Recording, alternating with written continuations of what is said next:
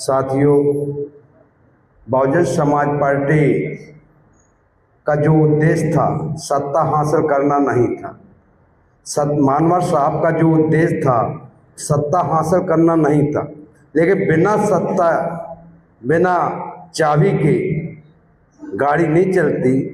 मजबूरन सत्ता लेने के लिए सन 1984 के बाद रास्ता अपनाना पड़ा, क्योंकि हमारे बहुजन समाज को एक मिशन, एक रास्ता, एक जागृति, समाज जोड़ो जात तोड़ो आंदोलन पूरे देश में चलाए गए। उन आंदोलनों में ये दम थी कि देवेंद्र नगर कृषि उपज मंडी में 2 बार चुनाव हुआ। जो 47 पंचायतें आती हैं, 47 पंचायत में एक भी समान वर्ग का व्यक्ति 2 चुनाव में जीत के नहीं जाने पाया। ये है मिशन में दम। एक मानो 11 सदस्य बनते हैं, 11 सदस्य में मानो 2 चुनाव में एक भी सदस्य नहीं गया। धोखे से तीसरे चुनाव में सिर्फ 2 आदमी जीत के आए थे, एक रमाकांत का भाई सज्जू और सुरेंद्र पिंपली। मानो 3 चुनाव हुए, और हमेशा जब भी चुनाव हुआ तो वो उस एरिया में बहुजन समाज पार्टी को 20 से 25 हजार वोट मिलता था। बाकी विधानसभा में 5 से 7-8 हजार वोट, 5 हजार वोट मिलता था। ये स्थिति थी। तो मिशन में दम होती है, कैडर में दम होती है। हम कार्यक्रम में आते हैं, कार्यक्रम सुनते हैं। आप तो संकल्प करिए कि हमें कार्यक्रम करवाना है और रात में करवाना है, दिन में नहीं। बनाया गया, कुशवाहा बनाया गया, धोबी बनाया गया, तेली बनाया गया, चमार बनाया गया, कुम्हार बनाया गया, कोटवार बनाया गया, नाव बनाया गया। 6743 जातियां बनाई गई और सबको काम बांट दिया गया। ये मनवादी सोच थी जिसने हमारे ऊपर ये सब काम बांट करके और एक अपना एक संविधान बनाया कि हम जाकर के चौधरी के कमरा में जाकर बैठ करके उनके घर में खाना खाते तो हमें क्या दंड मिलेगा, ये निश्चित कर दिया उन्होंने यह निश्चित कर दिया कि चौधरी समाज का व्यक्ति जाकर बसोर के घर बैठता तो उसको क्या दंड मिलेगा, ये भी निश्चित कर दिया गया।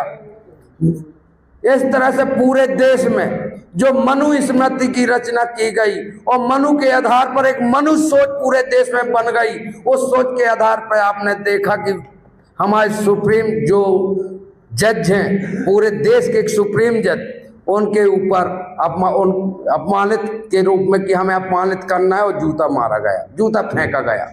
मारना है अपने फेंकने बराबर हो, कोई कुछ भी मान लो उसको, क्योंकि हम लोगों को मानसिक रूप से दबाने के लिए कोई हमारा तहसीलदार है SC ST OBC का, कोई SDM है, कोई बाबू है, कोई कलेक्टर है, कोई भी पद में है।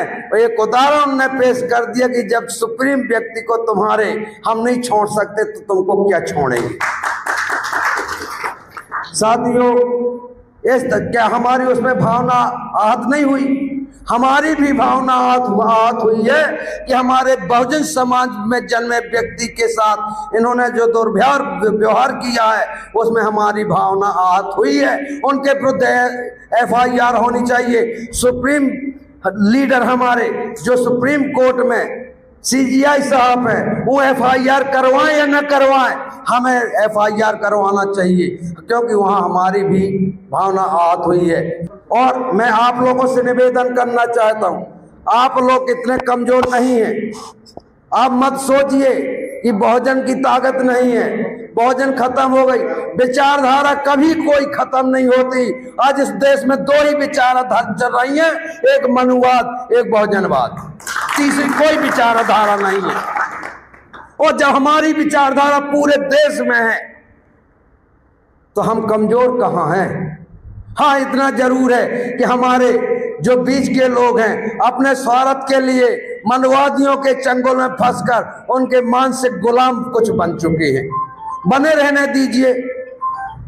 अगर आप मेहनत करोगे तो उनका भी वहां सम्मान बढ़ने लगेगा। आप मेहनत करोगे तो उनका भी वहां सम्मान बढ़ने लगेगा, उनका भी भला होने लगेगा। हमें मेहनत करने की आवश्यकता है। जब हम मेहनत करेंगे, हमने देखा है जब बहुजन समाजवादी पार्टी चरम सीमा में थी तो पिछड़ा वाले व्यक्ति को मंच में बिठाते थे और माला फूल डालते थे कि ये कहीं नाराज होकर बहुजन में न चला जाए। जिस तरह से हम बोल रहे हैं, आप जो आपके गांव से, हर गांव से एक लड़का निकल के सामने आ जाएगा। हमको मर जाना है, क्या जिंदा किसको रहना है? सबको मर जाना है, लेकिन समाज के लिए कुछ ना कुछ कर जाए वह जिंदा कहलाता है। जो समाज के लिए कुछ नहीं करता, जो अपने लिए जीता है, तो मवेशी भी तो अपने लिए जीते हैं, मवेशी भी अपने लिए जीते हैं।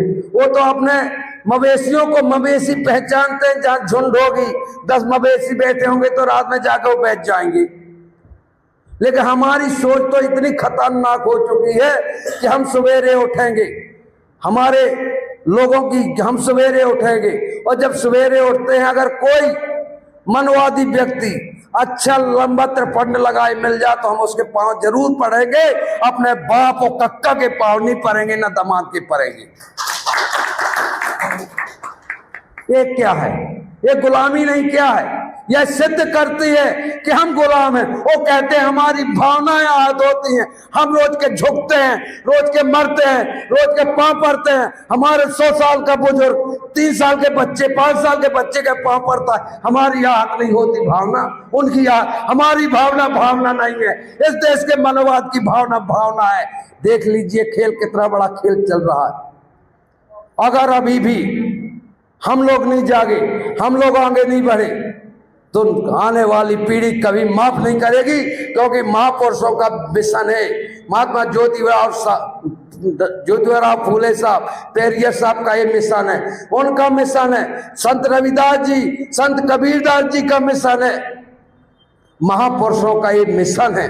इस मिशन को कभी खत्म नहीं होना, कभी खत्म नहीं होगा।